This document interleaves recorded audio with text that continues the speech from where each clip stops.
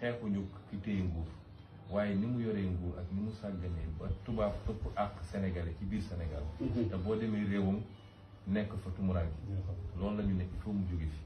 te gëm naa ni suñu mag ñëpp loolu lañ doon xeex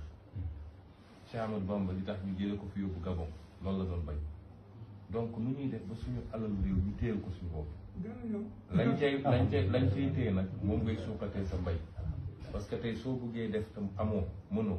mooy nga jël sa avion di wër di lebi ñu lay lebal xaalis di ci teg intérêt te du faj sa soxla te boobu jamono yow sa alal yëpp ñoom ñu ngi koy ñëw di roppet di yóbbu kon suñu xeet yëpp ñun ñu ngi ko tënk ci loolu moom sa bopp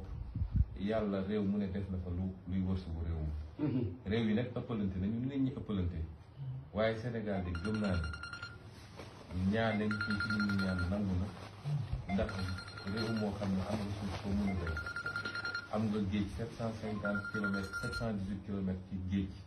boo xam ne jën bu baax jën fees dell lañ jën am nga pétrole am nga gaz am nga zircon am nga phosphate fii am nga ay ndaw di ëpp ci sa population ay ndaw yu bëgg a liggéey ndax ndaw bu jël gaal ba di risque dundam boo amoon lu mu liggéey fii toog réew moom lan moo ko manqué kon suñu problème yëpp foofu la ñun suñuy xeex loolu ñu tax a xeex su dul woon loolu